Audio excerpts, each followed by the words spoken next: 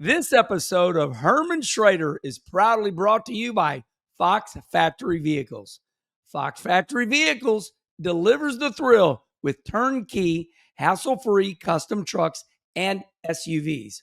Ready to take on any adventure, all while keeping their factory warranty intact?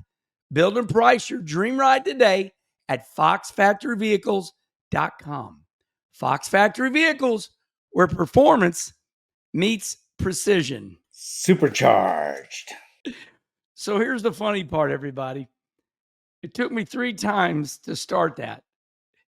The first time I messed up, the second time Kenny interrupted on purpose. Well, to tell you that you were doing better. Thank you. Okay. Here we are. How was Friday night? You're going up there. Okay, I'm going to go first. I didn't mean to get out of line, but I meant to ask you that right off the bat. Okay, this week, Friday night, I went to Cedar Rapids, Iowa. I think I've drank too much coffee, everybody. Do we need to start over again? No, we're not starting over. Iowa. Yeah.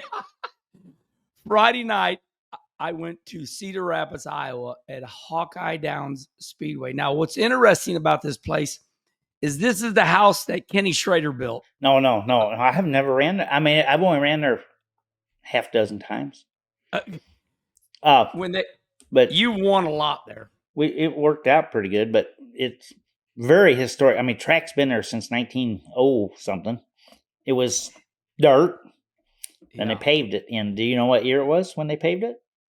God, I don't know. Early 90s, maybe. Did it start out dirt? Charlie, that's your cue. Hawkeye Downs, Cedar Rapids, Iowa. Well, here's what's interesting about it.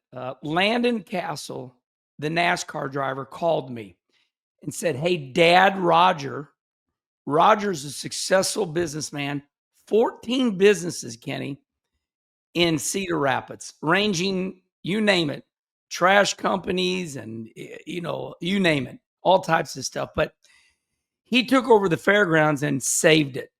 And he's got it rolling now. It's gaining traction. I was very impressed. 15 cars in the class that I ran. There it is. Charlie, go ahead. 1989. Yeah. They paved it. Mm-hmm. So the NASCAR driver and his dad, Landon Castle's dad, Roger, has saved this historic place. It's got the big grandstands, everybody, with, the top on it. So I went up there and I won my heat and I finished second. There was a 14-year-old kid. He started 5th, I started 6th, and they dropped the green flag and he got through traffic quicker than me. And all I could do was keep pace with him. And, but what was really great was that there was a nice crowd, obviously not standing room only, but a nice crowd, Kenny. And you're going there soon. We're going there this weekend. We had to be up there anyway. And Landon said, "Hey, you want to drive the car?" And I said, "Yeah, hell yeah." So yeah, looking forward to it this Friday night. They're looking forward to you. And behind the grandstands, you're going to love it. Go in there. I think they'll still have them set up like Ed Sanger's race car, some sprint car or midgets, things like that. But really a good tribute to Iowa racing from the past. You're going to like it. Yeah. Well, Iowa's still got, ton of racetracks, very, very good racing, but man, back in the day, remember we run Grant City, they'd have one of those 1,000-to-win races, and them Iowa boys would come down, and it was like, "Ooh, we can't play with them." They were King Kong there. Doesn't Iowa have the largest count of dirt tracks in America? Just the state of Iowa? I don't know. We used to be able to look at National Speedway directories. It's not. I think it's still online, but California was big. Wow, California was huge, and Iowa was right up there. Charlie, I see our statistician. I hear him pressing the keys. Yeah. So that was Friday night. And then Saturday night, I went to Peevely, Missouri, Federated Auto Raceway Park. And holy moly, you talk about a wild ass race. Track had character again. They're still struggling. I didn't. I heard it did not have character. It was just miserably rough. Oh God, it was not. We couldn't hide it with just character. It was. We were out there yesterday, Ray Marler and myself, and talked to Josh. And Josh just driving himself crazy, rightfully so. But he's working on it. He's working on it hard. And you know, I think he will get it. He's already had it this year. Yeah. You know, it's just we're just offering the procedure a little bit from week to week, but he'll get it. Yeah, and I believe that. I have faith. So after a battle royale between myself and Trevor Neville, I was passing for the lead, and you can't run side by side with Trevor Neville very long. He starts short circuiting, and he pile drive me in the door, and there was a lot that went on, but I finally passed him on the last left door. So I'm on the outside. You were on the outside? I go where I got to go. Okay. I favor the bottom. Because I do some passing down there. Hey, it's like you taught me. They think they're low. Yeah, I'm sure there's still more room down there. Yeah. So I passed him on the last lap, got third. And so I finished third. So, yeah, a second on Friday night and then a third on Saturday night. Okay. I know you did a lot of racing. We went to Hutchinson Speedway, Hutchinson, Kansas. Actually, it's Salt City Raceway or something. Very historic track.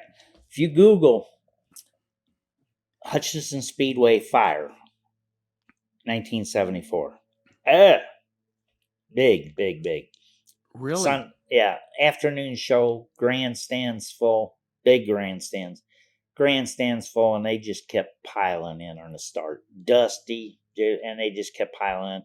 Burn up some guys, severely. You look at them photos, Charlie. 1974, Hutchinson, Kansas wreck. But neat track. People are working hard. They've got it back open. They're doing good. Had a USAC Silver Crown cars practiced Friday and raced Saturday. Had a great race. Had like one yellow until they started burning off tires at the end. But good race, first time winner, and good crowds. So it was exciting. It was neat to go to. A lot of fun. We won first night, and second night we won fourth place. I liked your post. You said we won. Now it's time to watch sprint cars. Yeah. That was cool. And you're a race fan. It's a big old half, and they had 2 cars out of the place. 3 and 4. I don't remember 1 and 2. I don't think it does either. 3 and 4 doesn't have a catch fence. There's a parking lot out there. Luckily, the first car that went out,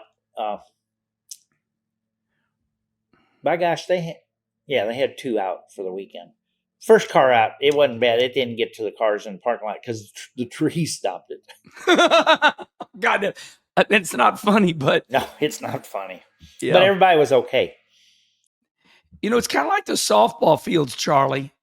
When you go to play softball and they got the parking lots, it's like, why is nobody parking out there by the outfield? It's because the balls will eventually get over the fence. Same thing in racing. Be careful parking, out there by the corners. Them sprint cars, boy, they will gain altitude, won't they, Kenny? Yeah. The Silver Crown car went out, and it didn't turn. Something broke. It didn't turn. It just went out.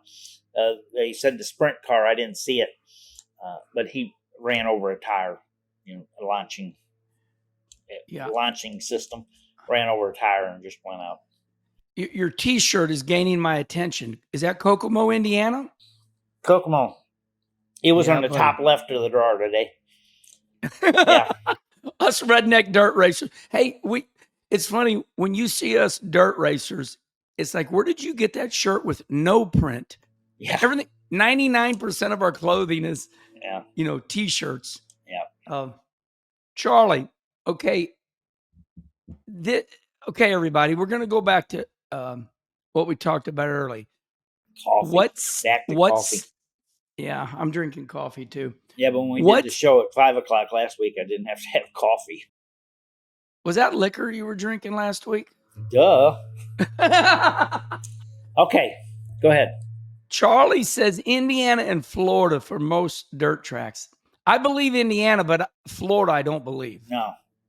Got some bad information. AI. An AI overview said Indiana, Florida. They also talk about Iowa and Ohio. But then if you go to Wikipedia and it just lists different tracks, they're missing tracks here. Because in Illinois, fake news. Right, in Illinois, they don't even have Granite City listed on Wikipedia. See if you can see that website. This is the most recent one I got. And because they National Speedway directory. This was the only thing you carried in your briefcase. Yes. Because this told you everything. Yeah, I love that. They quit making it? Well, I think it may be online now. I mean, I don't know. But it's Wikipedia lists New York as having about New York. Oh yeah, it's got more than that. Fairgrounds, lots of fairgrounds. Yeah, and Illinois was up there high. Illinois, Indiana, New York, California. California was big. Okay, what are we supposed to be talking about? Let's go. We are going to talk about NASCAR, and right now, Kenny and Charlie, I have this race broke down in sections. So there's things to talk about. We'll break it down in sections. Denny Hamlin wins. It is his 58th Cup win. There was speculation 5 wins ago. Can Denny Hamlin get to 60? He's won 4 this year, Kenny. Okay, I've not always been a huge supporter of Denny. And it just aggravated me that he could not run a race and go down pit road every time. Yeah. Every race and not get a penalty. Oh, pit road speed. But one thing that he can do, he's always been able to do, and he can still do, is win races. And yesterday, he cleanly screwed them guys over that kept trying to pass him. Another thing he hasn't done yet, but he can do, is win a championship. He's still, you can't take him out of the mix. So he won that thing yesterday. In my opinion, he won it with just a whole lot of talent and experience and just skill. He drove that car. Is he a shoe-in for a Hall of Famer? I gotta believe he is, championship or not. Yeah. I gotta believe he is.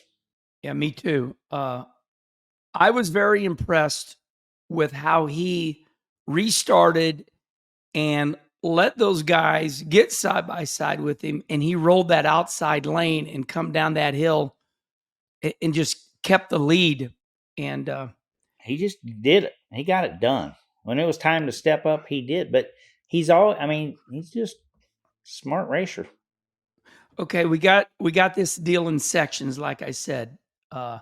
After the race, Kyle Larson said, and I'm quoting, "What Denny did was impressive, holding off 4 new tires in Chase Briscoe, because Chase Briscoe put on 4 new tires and passed those guys. And then got to Denny Hamlin, and the whole world thought Chase was going to blow by him. Chase just about wrecked himself, coming off of 4, hitting Denny in the left rear." Yeah. Well, Chase was running a teammate. Yes. Right. Yeah. He's run anybody right, but especially a teammate. But he couldn't get it done. I mean, Denny just knew what to do. Well, there's lots of videos out there of Mark Martin back in the day running Dale Sr. down, the man in black, the number 3. So Mark Martin runs Dale Sr. down. And you and I both know coming up off turn 4, that is, when you're on the inside, it's like death. It's no fun. To talk about that. Yeah. Yeah. You wouldn't think one car width coming from the bottom, be able to go all the way up to the wall. One car width bound up a little bit, losing 8 foot of track, 7 foot, whatever. Holy heck. It makes all the difference in the world. Dover's a fun place. It's a real fun place. 400 miles now instead of 500, which doesn't make those any difference. I mean, it's a little easier, but those cats would have been running just as hard if they had to run 100 miles more or not. Yeah. But it's very challenging track. Yeah. That outside is sometimes the place to be. And I think Chase passed everybody with those new tires, and then that outside lane, if you're a good car like Denny. Hey, just for a minute here, we still got way more to talk about Denny, but that is back-to-back second place finishes for Chase Briscoe. Yeah. He's arrived. He's arrived for real. Oh, I yeah. mean, like, he's racking them. He's doing it now, Well, Coach Gibbs had figured he'd arrived. So he hired him, and he's just proven it. He really is. Okay, my next deal here was, Denny Hamlin did not like this racetrack.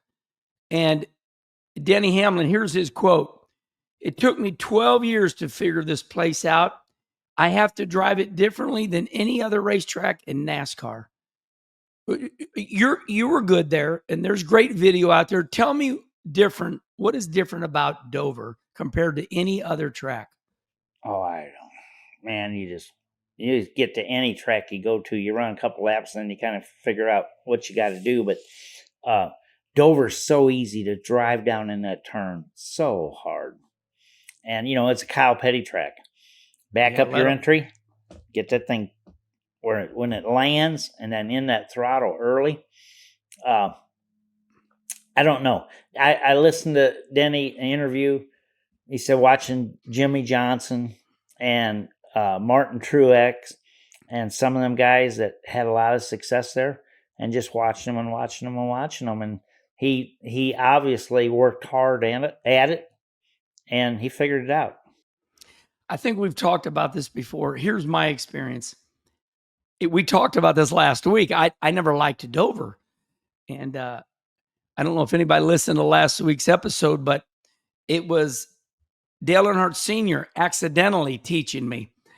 We dropped the green flag. We both qualified bad. And I about hit Dale Sr. in the butt like 3 times. And I'm I'm driving in too hard. It's easy to figure out when you see it like that.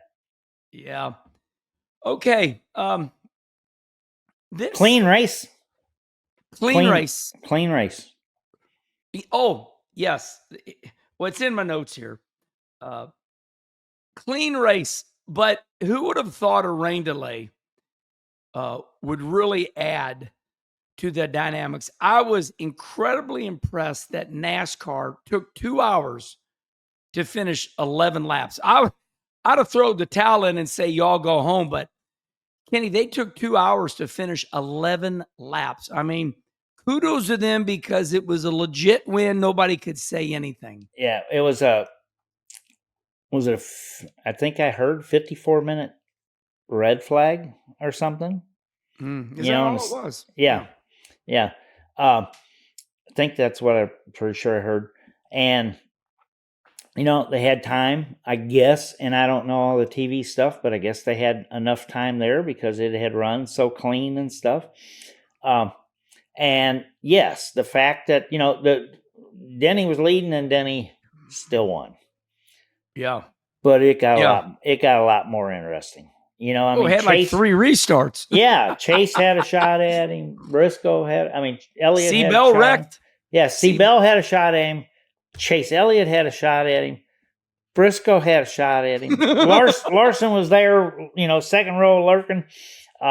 Yeah, I mean, yes, they did great. I mean, it just added to the race, and they could have called it. They could have called it, but then as soon as they call it, that's when that sun popped out, and it's like, oh, this place is gonna dry quick, and they got all the air tightens and stuff, and then you leave, and it's like, well, maybe, but they did good.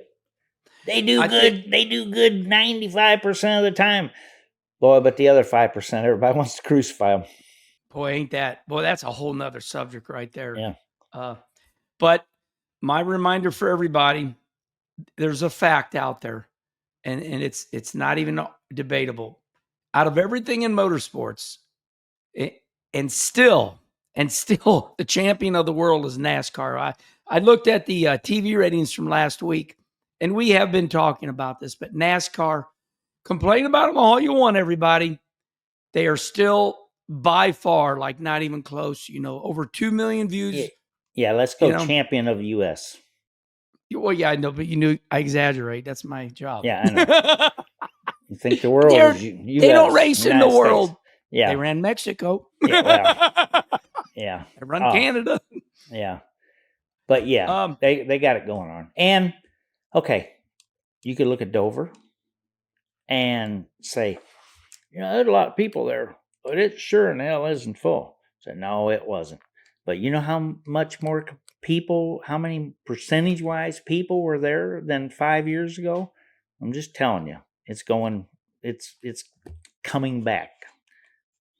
Brother Rusty's got a great take, and we had a Kenny conversation with Rusty, and Charlie aired it in its entirety, but he's been, cutting it up in segments. And the next Kenny conversation is going to be Rusty's take on NASCAR, and I think everybody should listen to that too. You and Rusty are in the same realm, and he tells why. But yeah, okay. This one's a little controversial, but listen, it's got to be talked about. And I'm the one going to say this, so don't get uncomfortable about it, because I know it's going to go where you don't want it to go. I don't care what you say. I'm not the one saying it. Go ahead. Okay, Denny Hamlin and Michael Jordan, they're suing NASCAR. The fans don't like Denny Hamlin. Denny Hamlin has come out. Go ahead. What was you going to say? There's Denny Hamlin fans too. Yes. Denny Hamlin and Michael Jordan own 2311. All the while, Denny Hamlin's over here driving for Joe Gibbs. It is a very, very different scenario. It's very different. So they're suing NASCAR, and Denny taunts the fans. He is so mentally strong. To me, it is very impressive, because he talks crap. And he goes, listen, you all fuel me. I wanted the restarts. He said, I wanted more restarts, because I didn't want to end the race going, well, if I have another restart, I'm going to lose the race. He goes, no, I want more restarts. I want you to talk crap to me. He says it fuels his passion. And there's this little meme out there with this little kid going, bullshit. But I don't call it on him. Because in the media center before the week starts, 2311 lost all the appeals and all the injunctions. So 2311 in front row, they're racing without charters now. But Denny says in the media center before the race, before the weekend, he goes, listen, everybody, we're going to get to December. The real court case is going to happen. And then he goes out and wins the world. How does he do that, Kenny? Because just what you said, he's mentally strong. He's mentally strong. And I do believe Darrell Waltrip was like that years ago. They could boo and whatever back in the day when they didn't like him, before your brother punted him. And then they all start liking him again. But mentally, I think he does thrive on it, which is great. And, be curious to see what comes out in December 1st.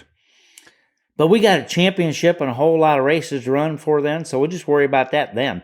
Now, losing the charter deal with the way our sport is right now, when there's 39, 40 cars, 37 to 40 cars showing up for a 40-car starting field, is no danger of anybody going home right now.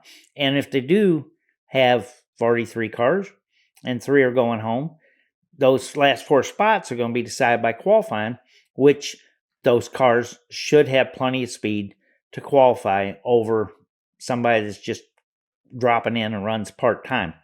But, they are taking a financial hit right now. When they're not running as a charter, it is a financial hit to them. But they're betting on the end game that they're going to get what they want. So we'll just see. But that's all in December. And Jeff Gluck, today, everybody knows we taped this on Monday, 1 hour ago. Basically, 9 o'clock Monday morning, Jeff Gluck, I'm going to read this verbatim because I like what you said there, Kenny. So here's what Jeff Gluck says. This is an interesting rulebook update just now. NASCAR has a new policy where they can limit the number of entries to 40. Then another new rule where the top open cars and owner points would get those spots. Did everybody understand that part? Now there's way more. So in other words, they can put open cars in, which 2311 and front row are open cars. This would prevent 2311 or front row from missing a race this season if there were more than 40 cars. I assume this would help NASCAR's argument that the teams do not need a preliminary injunction to race as charter teams because they won't miss a race.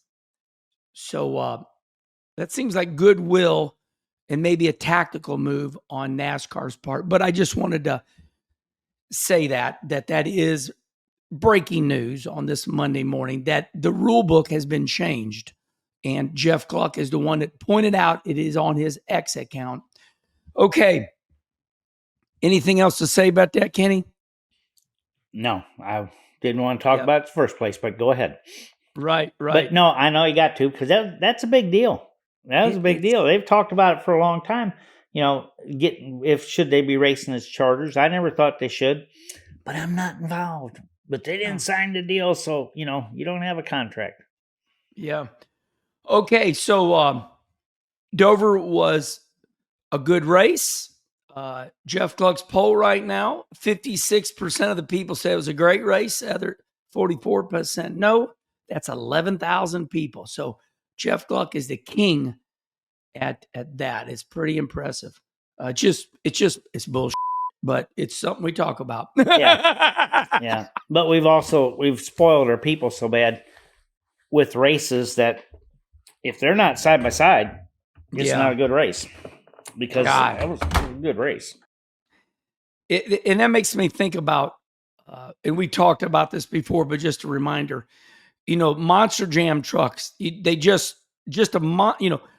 remember me and you, Bigfoot, the Ford Bigfoot from here in North St. Louis? I mean, just Bigfoot, just looking at it. Yeah. But no, that's not enough. Now they're doing backflips. The trucks are flipping. Yeah. The snowmobiles are doing flips. And that's how much society has changed.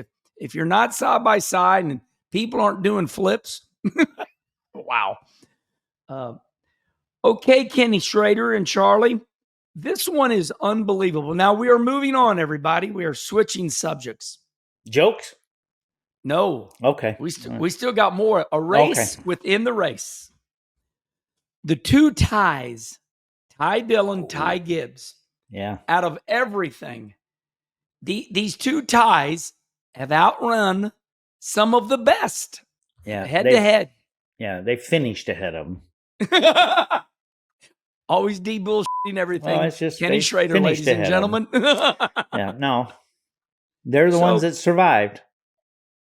Ty Dillon, and the cliches keep on going. Listen to this. The two ties, Ty Dillon versus Ty Gibbs, is racing at Indy head to head. Whoever finishes ahead of who wins $1 million in-season challenge. And Ty Dillon is the grandson of Richard Childress. Ty Gibbs is the grandson of Coach Joe Gibbs. Your thoughts? Well, I didn't pay a lot of attention to that thing when it started. Didn't understand it. I mean, I didn't really know about it. I knew there was something going on. Yeah. And then all of a sudden, multi-car wreck at Atlanta, which was, I believe, the first race. And they said, oh, this really screwed up everybody's, whatever you call it. What do you call it? Bracket. Yeah. What the hell's that? But anyway, so yeah, I followed it. Now, Ty Dillon, when he punted that car, one of the Hendrick cars on the last lap at Sonoma. Yeah. And my wife was like, what was that for? I said, for a chance for $1 million, gotta stay there, And then when they were talking on pit road afterwards, and which car did he dump? Alex Bowman. Yeah, he just knocked him out of the way, cost him a couple spots. But it's like, boy, Bowman didn't seem very mad. I think I'd have had a little bit of problem with that. But, it's pretty exciting. But that multi-car wreck at Atlanta put these guys in this position. Charlie, this is your wheelhouse because I call you the Sportster. You're an all Sportster guy. They had a press conference with Denny Hamlin because basically this was Denny's idea. And they said it in the press conference at Dover. They said, Denny, this is basically your ideal. NASCAR's trying to take credit for it. And Denny's like, look, it was not ideal what happened, but the concept is still good. What are your thoughts? Yeah, I'm sure NASCAR would have hoped it would be more like Chase Elliott and Kyle Larson and Denny Hamlin in the top 4 and then advancing to the top 2. But because of the wreck, like Schrader said in Atlanta, I do think it's created kind of a cool sidebar. And so, again, probably not the way they wanted it to happen, but it gave guys like Ty Dillon, who doesn't get a lot of publicity, John Hunter Nemechek, right? It was kind of nice storylines. You look at yesterday. They had an hour to kill in the rain delay. And Alan Cavana and Danielle Trotta, they did a very good job of playing up the storylines, of interviewing Nemechek, interviewing Ty Dillon. So for those guys who don't get a lot of publicity, I think it ended up being kind of a cool sidebar. Yeah. Do they do it they do it again next year? I'd be paying a lot more attention to it from the get-go because I understand what it is now. But if 4 of the hero guys would have been in it yesterday, well, hell, they're racing for the win anyway. It's like, oh, good. One of the hero guys is going to get an extra $1 million. I think it's neat the way it worked out. I agree with that. So many times, Kenny, yourself and Bob Sargent, you guys are good promoters. You're like, well, this is the first year. We're going to build it. Next year should be better. Charlie, do you agree with that? That, hey, let's do it again next year because now everybody knows, everybody's been trained. Yeah, and I think it's cool for TNT, for Turner to have that for their races. Just another fun storyline. And I don't think you can have as bad luck. You might have similar luck. I don't think you can have as bad luck as that wreck at Atlanta. And then there were so many road courses afterwards. It just kind of created a weird amount of drivers, different types of drivers that were advancing. But I think that wreck put more story into it. That's another way to look at it. I think that wreck put more story into it. I got to agree with that. And I never thought about that point of view, but yeah, because everybody's like, well, the wreck. I mean, we'll never forget about the wreck because that's what we're talking about. Yeah. Okay, everybody, listen up. As you know, Fox Factory Vehicles is our great partner that meets top tier performance with factory backed reliability. Their fully custom turnkey trucks and SUVs are built to dominate any terrain, track, trail, or anywhere in between. No builds, no waiting, just pure ready to roll power right off the lot with full factory warranty included. I've taken mine all across the country while going racing and it hasn't flinched because with Fox, there's no limit. And it says right here, Kenny, it says, tell your personal story. And I tell everybody all the time, I live on a big old hill, and I love my paddle shifters with my Fox factory vehicle. I had a Dodge Ram, and I call it Herman's Hill. Yeah. That was Take a beast truck. That thing got the job done. Yeah, and the great thing about it is, they'll take a Chevrolet, a Dodge, a Ford. It just doesn't matter. Whatever you want, and they will make this thing the way you want it. So if you want to feel the rush, level up with their available supercharged models and unleash serious horsepower. You're in the driver's seat. Head on over to foxfactoryvehicles.com to build and price your dream ride. Available through authorized dealerships nationwide. Fox Factory Vehicles delivers the thrill, precision, and performance you've been chasing. Visit foxfactoryvehicles.com today and take the wheel. Well, all right, everybody. Kenny, Schrader, and Charlie, I'm going to say something. I don't think it's out of the realm. I just think we've found our next legit, and we talked about it last week. Connor Zilisch wins the Xfinity race.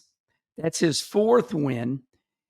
He's kind of in that Shane Van Gisbergen deal where he learned to race in Europe. He's really good on road courses, but here he is. He's won at Pocono. He's won at Dover. Is Connor Zilisch at 18 years old? Is he kind of like the next Jeff Gordon?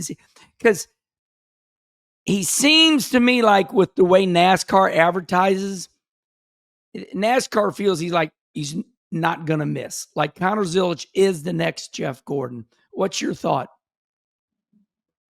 You go first, Charlie. I think he's NASCAR's biggest thing. I'm trying to think of the last driver that was hyped as much as Connor Zilisch. Would you have to go back to Joey Logano for a guy with this much hype? I do think, saying he's going to be Jeff Gordon is tough just because Jeff Gordon had such a successful career. So I wouldn't want to put those expectations on him, but he seems like he can't miss. I don't know all Connor's background, so I'm not good Charlie. on this question. Yeah, what is Connor's background? Okay, Kenny, I'm gonna give you this then. And I like what Charlie said, so it's going to make me ask you this: is Connor Zilisch the next Christopher Bell? Well, it don't make any difference if Jeff Gordon, Christopher Bell. If he's the next, if he's the next young guy that's going to come in and do real good, But Charlie makes a good point, Kenny. We love Justin, and Connor Zilisch said in his post race after the win, he goes, Justin Allgaier is the dad of junior motorsports. He pretty much heads the meetings up. Connor Zilisch gives a shout out to Justin Allgaier. I agree with what Charlie said. When was the last time somebody came out of the Xfinity series that's going to go to the Cup Series?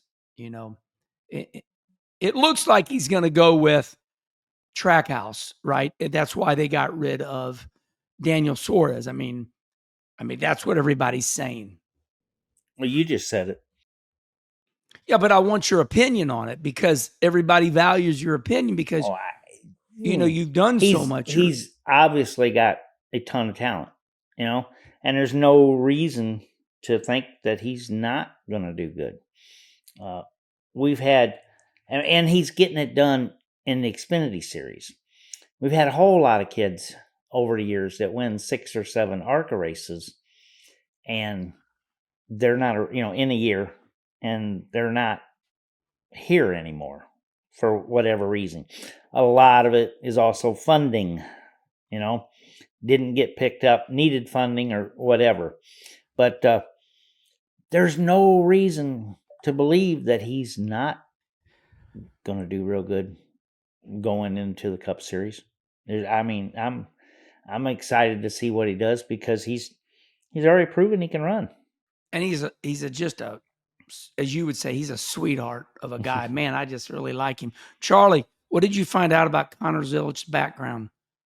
By the way, so this podcast comes out on a Wednesday, so he will have turned 19 on the well. Tuesday of this week. So Yeah, it he's Well, is we gotta know get- when his birthday a is. birthday week. He's give got you to get that. it done. Then he's aging out. He's from Charlotte, Oh, but let's see. Karting, started competing in go-kart at the age of 5. Let's see. Started primarily in the United States until 2017. This is all Wikipedia. Went to South Garda, Italy. This is around 2017. So returned to Europe to race in 2018 through 2020. So a lot of European racing, yes. Dan Weldon's boys, Kenny. That Hoosier Hero program. I hung out with Dan Weldon's kids. Mhm. That seems to be the new thing. Is they sent, Danica Patrick did that too, where TJ, the father, it seems like one of the courses for drivers is they send their kids over to Europe. I don't really know. It just seems to be a pattern. Have you heard anything about sending kids over to Europe? No, they sent Jeff Gordon to Indiana. Yep. I just think you got to be racing. I think the Europe thing, that's great. First off, that goes to budget. You don't just, well, I got a ride in Europe. Well, no, you didn't just get a ride in Europe. Yeah. Someone spent money so you can go race in Europe. But it just is budget. You just got to be racing. And, Jeff's parents moved to Indiana from California because they could put him in a sprint car at 14 years old.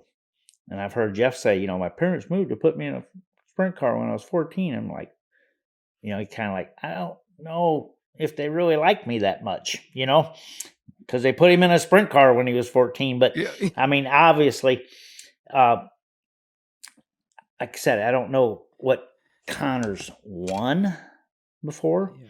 Jeff had won a lot, but it doesn't make any difference. They threw Connor into the Xfinity Series, the very next level below Cup, and he's done it, and he's doing it, and I think he'll do it in Cup. Trackhouse is a great team. They growing and growing. They haven't won as much as some of the other teams, but they have won. More than just a little bit, and to put him in there with it, be good. Charlie, this is a good subject for you because you've seen it. And Kenny, you just gave me the idea. How many parents have given up their lives for their children? You stop and think about Jeff Gordon. And Kenny's exactly right. I mean, I know John Bickford, Jeff Gordon's stepfather. Jeff Gordon's real father, nobody's talked about him that much. I have talked to Jeff Gordon about his real father, but John Bickford is the stepfather. And Kenny brings up a good point. You got to see this in ball sports. I mean, where families, it's all about the child. And they moved from California to Indiana because John Bickford told me, that's where we needed to be for Jeff. How much do you see that, Charlie? I do hear about it. Yeah, you always hear about travel baseball, but I think our buddy Cam Jansen, who I used to do radio with, so he's from St. Louis. Now, St. Louis is now a big hockey hotbed for young players. They had 5 first-round draft picks about whatever it was, 5, 7, 8 years ago. But it wasn't always like that. And so he's about my age. He's 40 years old. And he said growing up, if you're coming up in St. Louis, his parents had to drive him to Michigan, to Canada. I mean, think about that. Your parents are working in St. Louis. You're driving every weekend all across the country to Minnesota, wherever people are playing hockey. So I think you see that a lot in hockey also. Yeah, and I know you can spend a tremendous amount of time lugging your kid around to those other sports. But at least you're lugging your kid around and his gear. You're not lugging 5 or 6 people and 2 race cars. So you got a spare because you're going across country and running this thing. I know it costs a lot of money, but it's not the same as what it costs. Yeah. It's a big deal. And That's just the storyline. You can put it any way you want. You can say, oh, they're spoiled. Oh, I'm not as spoiled as him. Listen, everybody, not everybody is the same. Jeff Gordon's story. Oh, excuse me. No, I love it. Go ahead. Jeff Gordon's story. We're at, I mean, it was so cool. We're teammates at Hendrick. Might have been the second year he was there. He's not wrecking as much now. He's good. He's always a good person. But he's starting to get stuff figured out, which you knew he was going to. We're at a question and answer thing. Someone says, all right, Jeff, I watched you in so-and-so's sprint car and you won the races, and you're in Bill Davis's Xfinity car and you're winning the races, and you're in so-and-so's Silver Crown car and you're winning the races, and you're in Hendrick car now and you're running good and we won some races. Said, how much has it helped you to always be in first class stuff? I'm sitting there, ooh, I want to hear this. And it was great. It was great.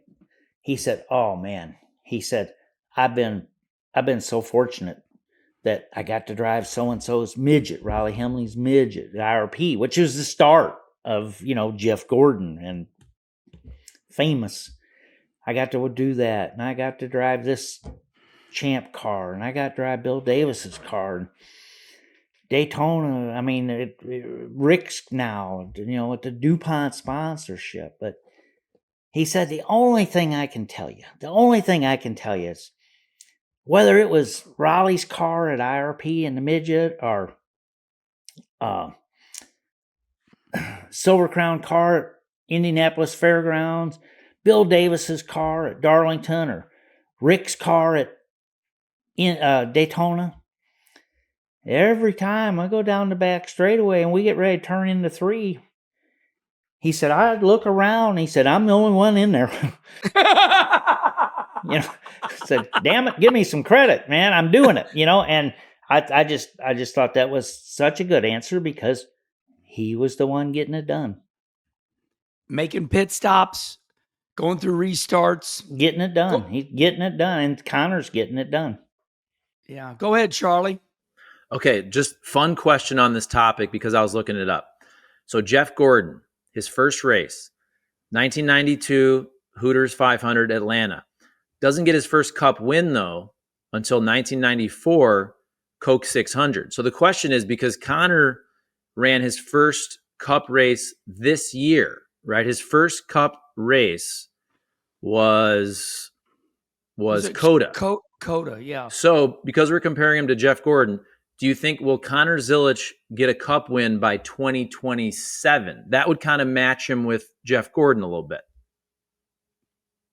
Wow. That is comparing apples and oranges. It don't make any difference. It's how he runs, I mean, winning. I say yes. I'm going to go out on the limb. I'm going to answer your question. I could say we'll see, but I'm going to go yes, he does. Because I remember that Coda race, he was in the top 15. He was battling in a Cup car. When they pay you for 15th, that's a lot different than first. Yeah. But we'll see. First off, I'm pretty sure he's going to Trackhouse, but they haven't said it. Right? No. So anyway, let's get him a ride first, for sure, which you feel confident that's going to happen. But hey, in 93, because I was at Hendrick, 93, we had a rollback to follow Jeff around, Yeah. To bring, but you there was spurts of brilliance in between catastrophes. But 94 he won.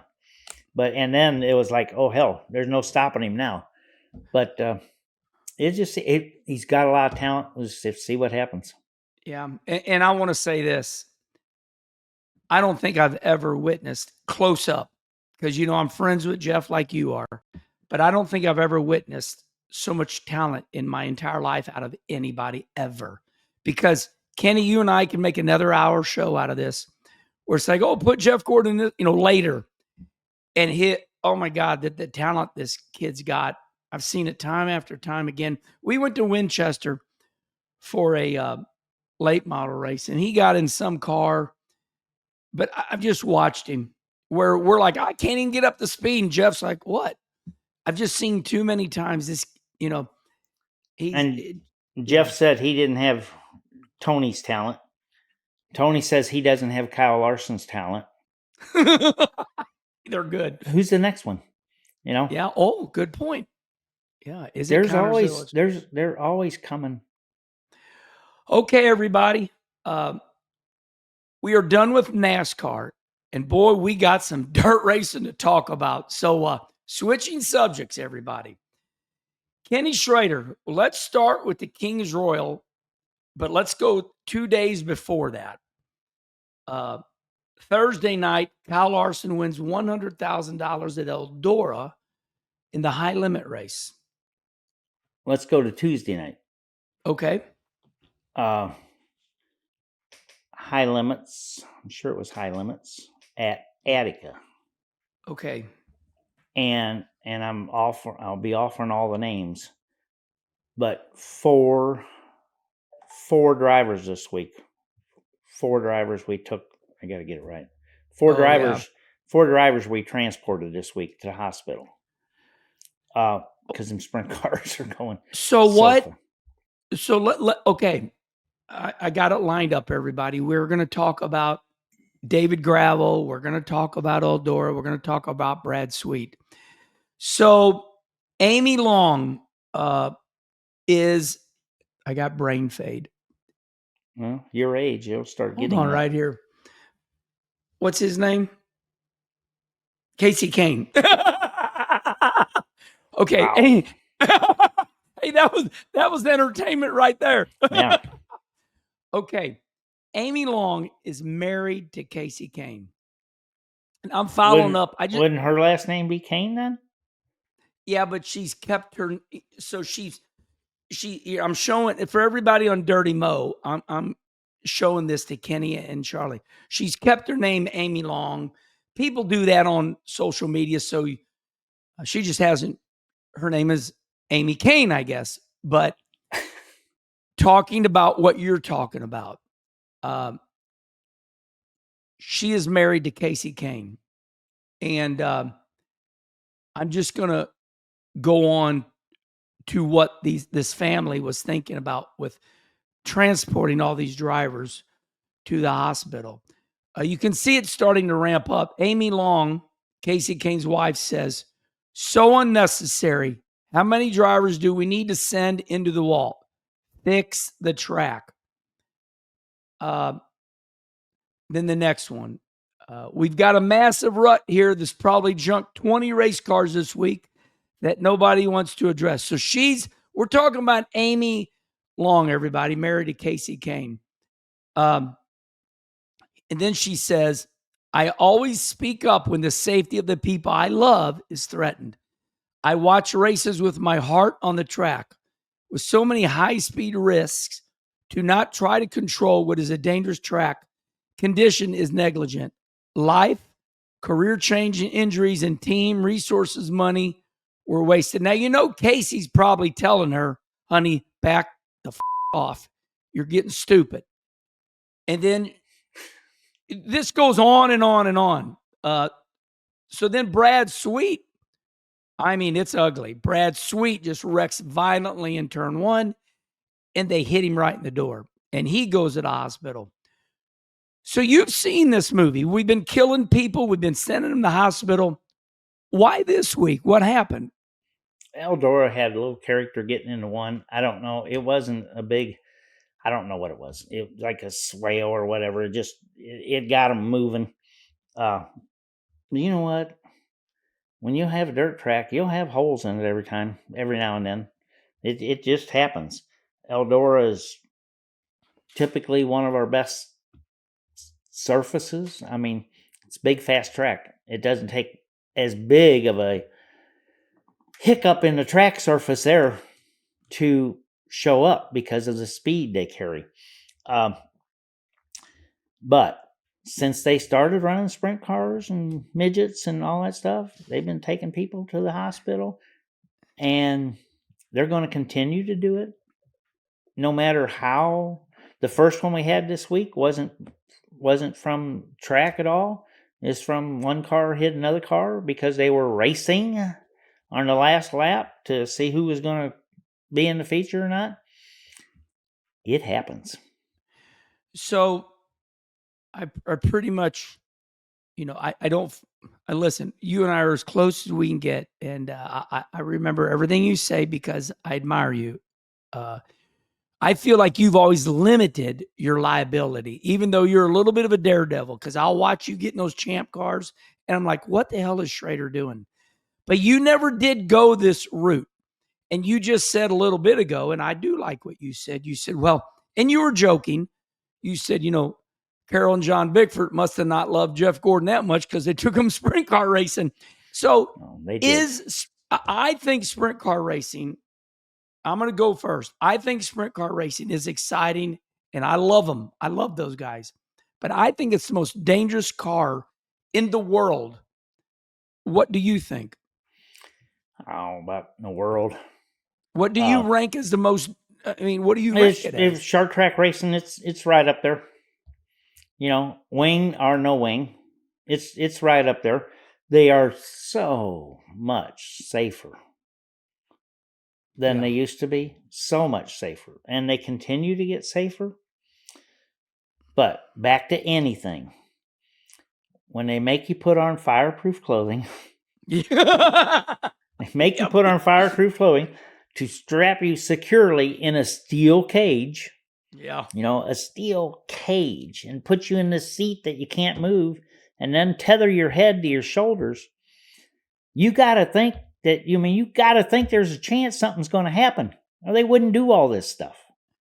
Yeah. Okay. So let me go on this same subject here. So I do have to remember that Casey Kane's wife, they own Brad Sweet's car, and I forgot about that. So Casey busted his butt this week too. I didn't realize that. They didn't transport him, but he busted his butt. Okay, so Brad Sweet says scans came back clean, sore and beat up, but I've been discharged. So I did text Brad because, kind of like you, there's those people that you feel like they reach out to you, and I've had Brad on Kenny Conversation, but I'm sure everybody texted Brad, and sometimes I kind of feel bad, but I said, Brad, I'm thinking of you.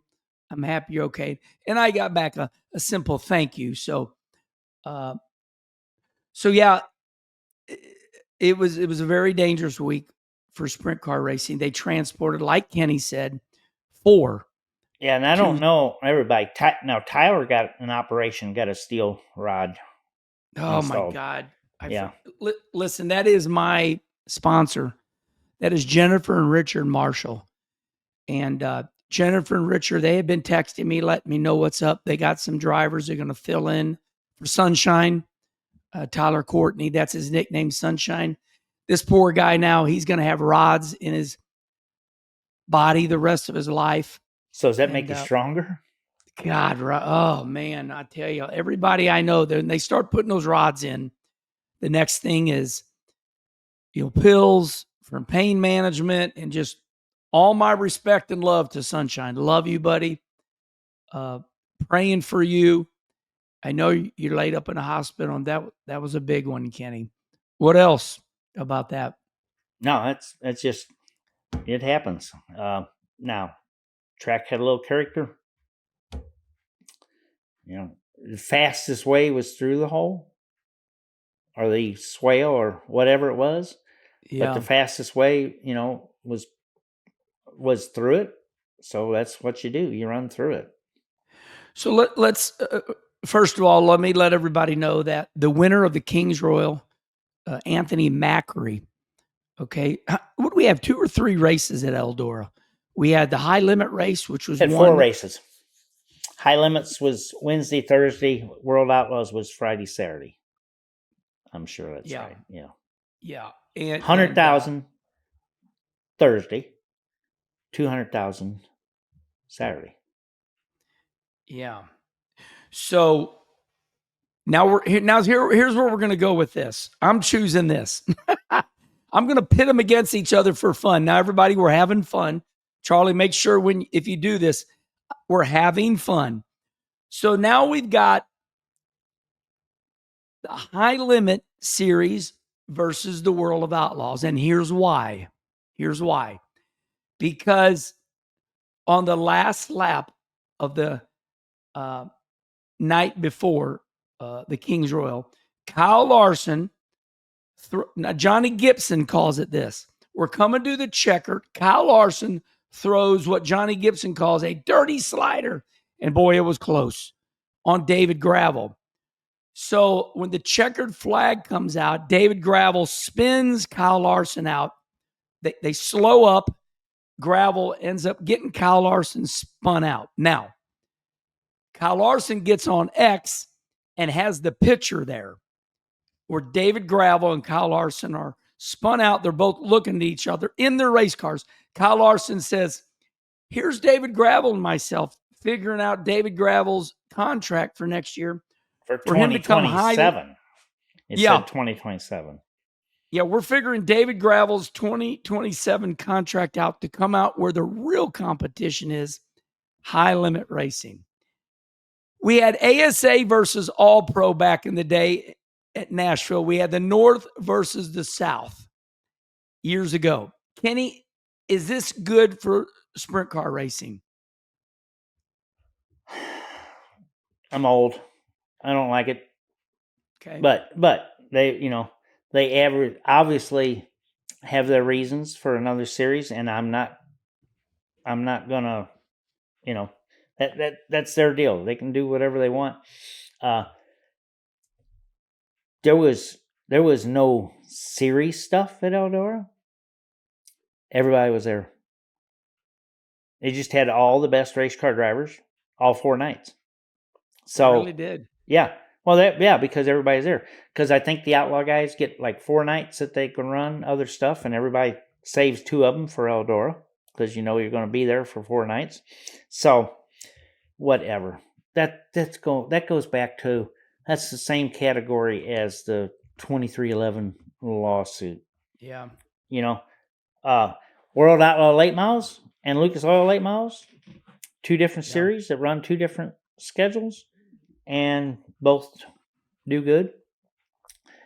The World Outlaw, the Lucas Oil Late Models, while they were racing for 200 to win at Eldora, the sprint cars, the late models were at Huset's for 3 nights, and they ran for 75,000 to win Saturday night, where little Hudson O'Neill won. So, I mean, that was big, and they were all there. I'm gonna give my opinion on this. After further review and after 2 years of this going on, Kenny Schrader's taught me a little bit about money, and he's taught me how to add. Instead of 2 nights of World of Outlaw racing and a total of whatever, it's 4 nights of a lot more money to make for these guys. And it turns out, like I said, after 2 years, if they can keep this up, years ago, we had ASA and All Pro, and Kenny just pointed out that we got World of Outlaws and Lucas Oil. It seems to be good. It gives these drivers another chance to make more money. And if you would have told me sprint car drivers could park at Eldora for 4 days for all that money, so far so good. Now it could all end tomorrow, but that's my opinion. And Kenny, thanks for the reminder about World of Outlaw Late Models and Lucas, because you bring up some good points. Maybe you didn't even mean to, but you just gave it examples of where maybe sometimes 2 divisions is okay. And it seems to me like it's turning out just fine. It hasn't. I mean, everybody's doing fine still. So we'll just have to see. Yeah. Okay. Dirt racing. I know we're a little over an hour here, everybody, but this has got to be talked about. And I know you had to see it. Bob Gardner and Daryn Klein at Farmer City. Sometimes drivers lose their brain. We know years ago, Jack Ingram turned around on the racetrack at what they call somewhere there in Winston, not Winston, Hickory. Hickory or Asheville or someplace? Asheville. The last time we heard we see it. Let's see it. Bob Gardner got mad at Daryn Klein for throwing a slider, and Bob Gardner turned around on the racetrack and was coming head onto the field. Wow. Yeah, he turned around when the field was going into 3, which they got the yellow, and cars, there was not. He pulled out on the racetrack when they were still green, going the wrong way, but they threw the yellow instantly, and there was no head-ons. He waited to turn the guy over that he was mad at. So these dirt cars have idiosyncrasies like everything in life. The word idiosyncrasy means you can do something quirky. And so, Bob, a lot of people are saying he meant to flatten his left rear tire, but with those noses, they're like shovels. Yeah, he knew what he was doing. He knew what he was doing. So here's my deal. I'm sure Bob is a lover, and I'm sure he's a good man, but he lost his brain that day. He turns around on the racetrack. They're still green. Why they're still green is another conversation, but they're still green. And it's like, holy crap. And so we go to Peevely the next night because this is what we call the Mars Series. So the series finishes at Farmer City. The next night, it's at Peevely. The series director, not Matt Curl, but Matt Curl, he's got a guy running it. And that guy said, guys, we're going to address what happened. He said that should never happen again. Bob Gardner has been here from day one. We're going to get through these next 2 nights, which was Peevely, and we got rained out at Quincy yesterday, and we're going to come out with a statement. But that should never happen again in our sport. And so Mars says they're going to come out with something here. I'm sure by the time this airs on Wednesday, Mars is going to give their official ruling. But Bob Gardner was not at Peevely. Kenny, what did you think of Daryn Klein's slider? I just saw it once. You know what? You can get slid. It can hit you in the front tire. It can knock your door off. It can knock you in the wall. You don't go turn someone over. You don't go around the racetrack. I don't agree with the decisions made by a lot of sanctioning bodies. I've done it a long time. Someone does something like that, you just look at your calendar and said, okay, it's July 18th. You're welcome to come see us again wherever we are, July 18th of next year. There you go. That's just real simple. I wouldn't. It's no 2-week deal. It's no $500. It's just get your ass out of here for a year. We don't care what you're doing, but you're not going to any UMP sanctioned event. That was a Mars race, which is under the UMP sanction, which is under the dirt car, whatever. But you're not going to play with us. But they need to do it. I said that, and I went deep on this. Of course, I do things like that. I'm like, okay, there's something more wrong in his life. That just don't come up one night. And I've had people trying to tell me, well, maybe he borrowed money for his race team. I'm like, yeah. No, it don't make any difference. It don't make any difference. Something happened in that man's life. I mean, that was crazy stuff. It happens every year. It's not like it's one unbelievable incident that happened. God. It happens all the time. It's just especially down south. You don't always successfully get them turned over on the first attempt.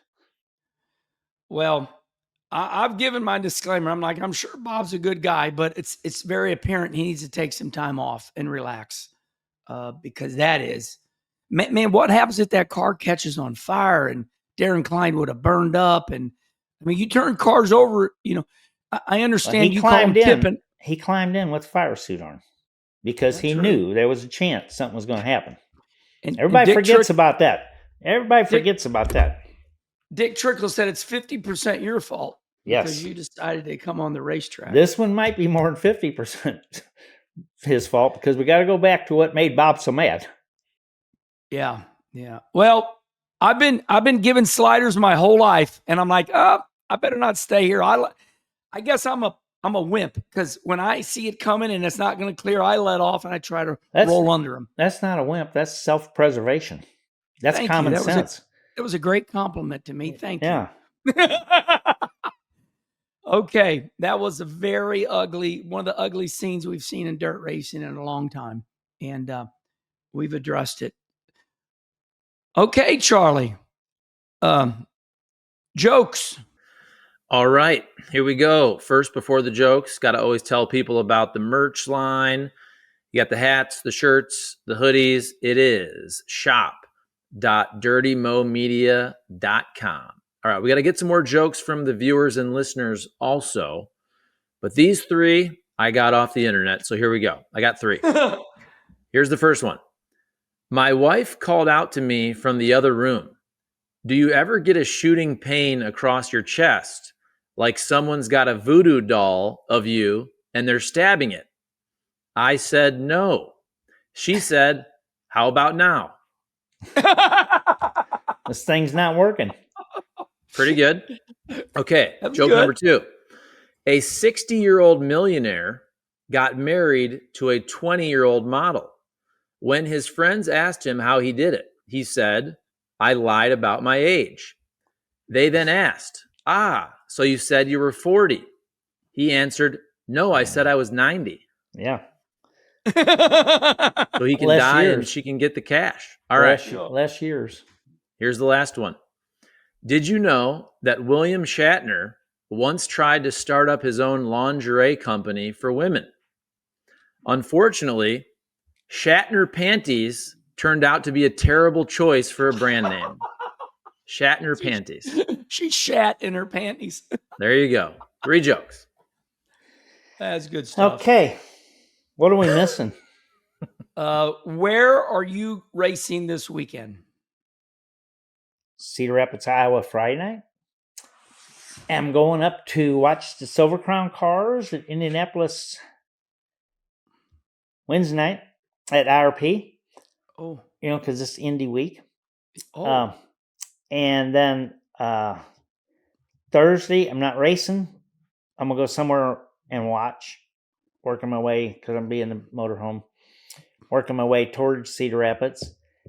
And then Friday and Saturday, we got 2 weekends in a row. We know where we're going. All the other stuff. We got 2 weekends in a row. We don't know where we're going. So Friday and Saturday, Joey and I are going someplace to race. I love that. And what I love most is you're the epitome of true racer. Because when you're not racing, clue what I'm doing. Yeah, but you're like, it's Indy week. We're going to Indy somewhere. I love that. We'll go up there Wednesday and watch and I'm getting a buddy of mine. I'm taking a car to a buddy of mine and picking up a couple of things. And it's an excuse to go, get in the motorhome and go. I love those Kenny Schrader ideas. I love them. Okay, Friday, I'm racing somewhere, either Granite or Brownstown. Those two are back head-to-head schedules, which is different. But Saturday, I'll be at Peevely, Federated Auto Parts Raceway Park. That will be my weekend. And then Monday, guys, when we come back for Herm Schrader, Monday next week, Kenny, you're going to love this. Kim and I are getting on the trike Monday, the 28th, and we're going to Wisconsin Dells to see her family. And then this is all Kim. She says, here's what we're doing. And then we're coming back Thursday because she knows she better not take my racing from me. You're racing. Summers go quick. You're racing for a living. You got to race Friday. I mean, I was so glad you bought that trike. And it was last week. It was after Monday, after our last show last week, that the Kyle Petty charity ride dates got announced. All the stops didn't get announced yet, but the dates, which will be May 1st, leaving Sonoma Raceway, and May 9th, winding up at Charlotte Speedway. How awesome is that going to be, Charlie? We get to stage at the Sonoma racetrack. and I'm, you got to be there with your bike to stage. Yeah. Even with You're the small crazy map, though. even You're going to drive out there. No, you're going out with me. You're riding your bike out there. Bullshit. Okay. You're riding your bike out and you're riding your bike back in. Wait till I tell Kim. Kim! Well, she don't have to go. She don't have to go. Well, she don't have to go on the way out. Yeah. You know, fly out there, honey, bring it back. I know her like a book. She's like, no, I'm going with you. But we'll see. We'll see what she's up to. But, you know, it dawned on me that how brilliant for Morgan Petty and Kyle Petty, because Marcus Smith is a good friend of theirs. So to start out at and end at 2 SMI tracks, you know, Marcus is going to be laying out the red carpet for the Kyle Petty. Oh, how much fun will it be just to ride the bikes around Sonoma too, which I'm sure we'll get involved in somehow. But this is the 30th anniversary of the ride. So that's when they decided to they did the coast to coast thing again, because what they've been doing has really been neat.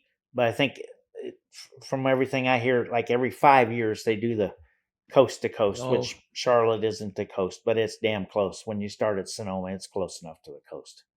It is. That's for sure. Well, okay. Is that it, Kenny and Charlie? Is that it? All right. Well, here we go, everybody. Let me see. Number 3 right here. Fox. Big thanks. Yes.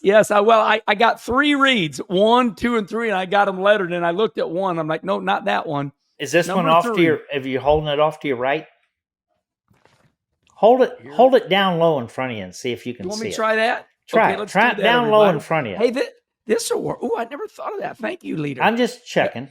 No, I like this because you guys can't see it. I'm sitting right here. Try this. Okay. All right, everybody. Big thanks to our sponsor, Fox Factory Vehicles, for powering today's episode of Herm and Schrader. We appreciate their continued partnership with me and Dirty Mo Media. Fox Factory Vehicles delivers the thrill. Turnkey, hassle-free custom trucks and SUVs built to dominate any terrain, all with a full factory warranty. Want more power? Go supercharged. Build yours today at foxfactoryvehicles.com, where performance meets precision. Good job. Did that look better, Charlie? Yes, sir. See, Schrader's that's why right. Schrader's a leader. Now we're going to move the camera down a little bit. Yeah.